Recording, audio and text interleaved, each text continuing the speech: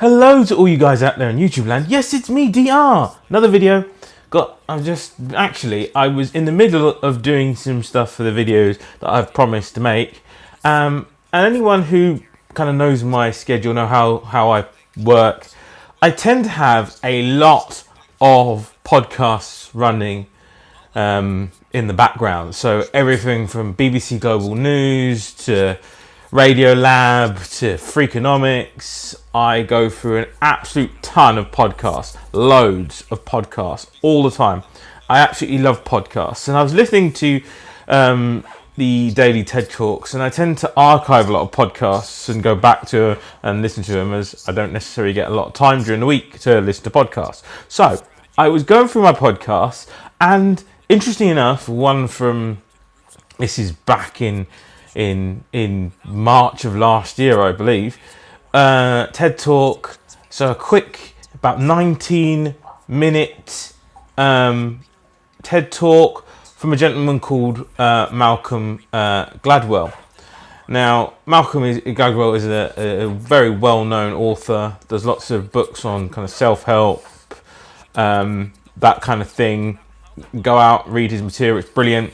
But he was doing a podcast about David and Goliath, and it was quite interesting for me, actually, because until I listened to it, I never really thought about it in the detail that he had done.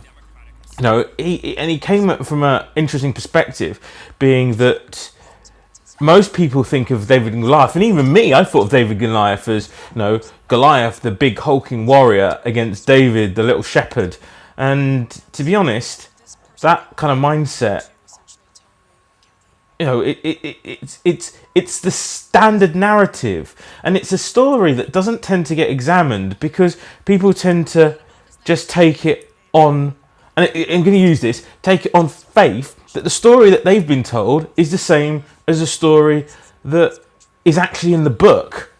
And we don't tend to examine the book because it doesn't really, it's not one of those, it's not a Noah's Ark where you kind of go, why kill all these people? It hasn't got this fundamental kind of moral question around it. It's more of just a innocuous story that people just accept and say, okay, it might have happened. Brilliant. It might have been luck. Now, as Malcolm talks it through, I'm going to try and paraphrase, but I'm saying I'm taking it from his kind of assessment, his thought process. As he talks it through, there's a few things that come to mind. So, you know, he talks about the fact he didn't really understand the story, he didn't get it. He talks about the fact that the area that they're fighting, the reason they're fighting for it is obviously it's an area to the mountains. It's really important for the Israelites, so important for the Philistines. It has real strategic value. So there's importance about this. But in this valley, the Philistines are coming from one end, the Israelites are coming from the other, and then potentially if either force starts to attack the other, they put themselves at a real strategic disadvantage.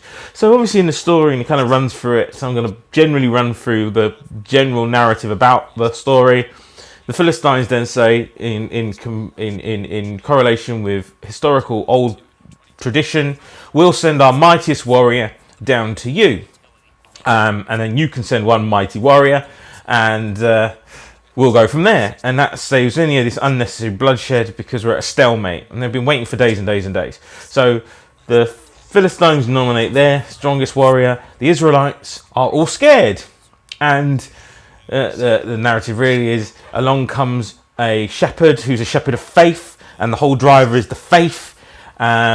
He goes up to Saul and he says, I'll fight for everyone's soul. And it's the whole story is his bravery. He's you know, how can he be going up against? And even Saul's like, God, you don't have any armor. Have some armor. Have some weapons. And Saul goes, no, I've got my only weapon I need. I don't need your armor. That's not good for me. I can't fight in that. So he then goes on down. He gets his 5 stones, and off he goes, and meets, you know, old Goliath on the battlefield. And Goliath does his, you know, his bellows out, you know, come to me, I'll fight you, I'll rip your bones, fight with me, you weak thing, you've just got a couple of sticks, what's going on with you?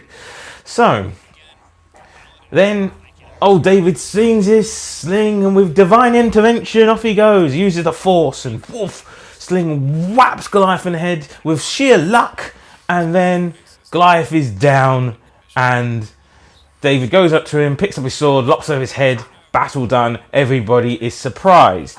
Now, Malcolm Gladwell mentions a few things about this whole thing, because obviously in that narrative, David is the underdog, and through the power of divine intervention and support, and he goes off and he wins the battle. So, let's talk through this narrative. So, back in the day, those old military, and anyone who's played a basic strategy game knows that you've basically got your cavalry goes on your horseback, who go in really quick, go and do some damage. The infantry, the guys on the floor, who go in and they pound it. Goliath's a prime example of an infantry man, big, strong, got his sword, whap someone in the head, hand-to-hand combat. You've also got artillery, because most people don't think about artillery in these days, but actually they did have artillery. Archers' artillery. Also, historically, there were people called slingers, whose sole job was to sling small rocks at people. So it wasn't just the case that they were called slingers, or they're called now slingers. These people, they didn't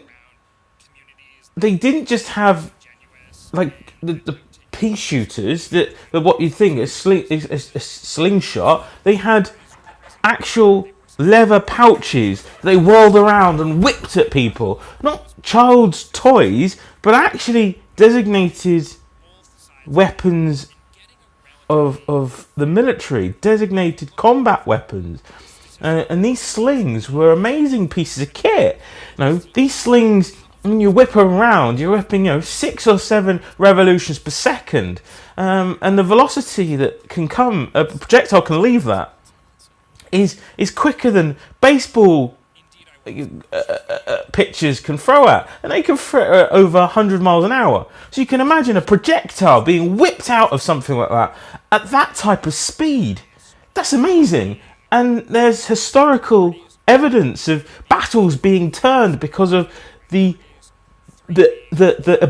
capability of slingers. Slingers actually turning the tide of battles, being that adept.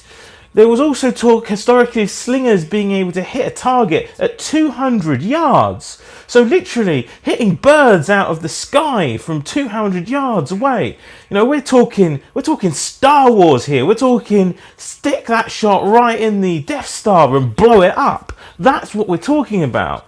Also in the story, it talks about David picking up 5 stones from the valley. Now, there's also being scientific tests on the stones in the valley, and make sure the stones are made of barium sulfate, or incorporate some areas of barium sulfate, which tends to be something that's twice as heavy as what we consider stone. So twice as not heavy. Let me get the words right. One take. Twice as dense as what we call traditional types of stone. So you're talking about something that's heavily dense being hurtled at someone at over 100 miles an hour. Now, in the story, we know David's way closer than 200 yards. So the fact that he can nail this shot isn't like this, woo, it's more, this is his day job. This is what he was, this is a slinger. This is what they do. It's like someone going, I want to fight you. I'm going to fight you. Let's get our knife fight. And me getting a guy with a sniper rifle and saying, all right then. And the guy on the battlefield is like, come on, fight me. What are you going to do? You've only got that small thing. And then he snipes him from like 2 miles away. We wouldn't turn around and go, wow, look at that. The only way that could happen is divine intervention. I mean, there's a film called American Sniper where this guy makes amazing shots. And this is replicated in real life. This is a telling of a story that happens in real life. So we know there's people who have the capacity to do these things.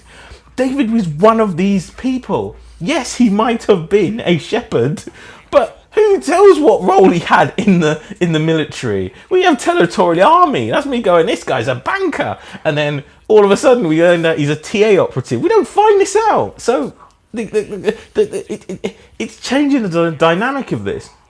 Also, when you look at Goliath, Goliath is helped to the battlefield. I didn't even realise this when you think about it, but he is. He's helped to the battlefield by someone. Why would a mighty warrior be able to need to be helped to the battlefild? Also, he's there, he's remonstrating about young whippersnapper, tends to mean, this guy might be an older, kind of battled, hardened warrior.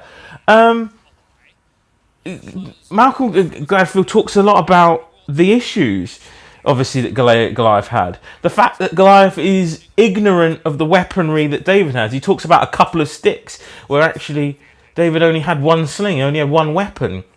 So if you think about people who have a history of, being large, because Goliath is a giant, when you think about people like that, there tends to be people who have acromegalia. And acromegalia is something that affected someone like Andre the Giant, another person we'd assume to be this huge warrior. But Andre the Giant and Goliath are described in very similar ways. Big warriors, slow moving. But something about acromegalia, they actually it impacts the pituitary gland, and the pituitary gland can press against the optic nerve, meaning that it can leave someone oblivious to the circumstances, which is why Goliath doesn't react as an experienced warrior to the fact there's a slinger in front of him.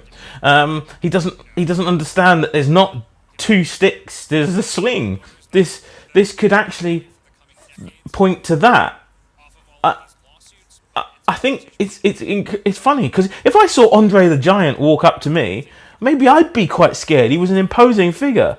But then give me a pistol, and maybe I wouldn't be as scared. Maybe that's the great equalizer. And what I'm saying to you guys is, maybe David had the great equalizer. Maybe what beats the giant is the kid with a sling. And we tend to look at David as the underdog, but maybe he was the overdog. Maybe he was the favourite. Maybe he was, he had the great equalizer, the sling. And that makes that story a lot less miraculous, doesn't it? And then another story that isn't as miraculous as it first sounds. And David and Goliath is something that's really infected all of our psyches. Whenever we think about the underdog, they always come out with David and Goliath story. Whenever you've got the big team versus a little team, the Patriots versus the Browns, it's David versus Goliath. Or sorry, I say Patriots versus the Browns, Goliath versus David. Maybe you just need a bit of, cameras watching a practice field or a slingshot to equalise the battle. Just made me think. Anyway, this is DR saying, guys, have a safe journey wherever you're heading. Thanks for watching this video. Like, share and subscribe, all that type of things. I'd love to know your comments as well. So put them in the bottom bar so that potentially it might inspire another video. I'd love to know what you think. Anyway, this is VR saying peace out. Have a safe journey wherever you're heading. Bye.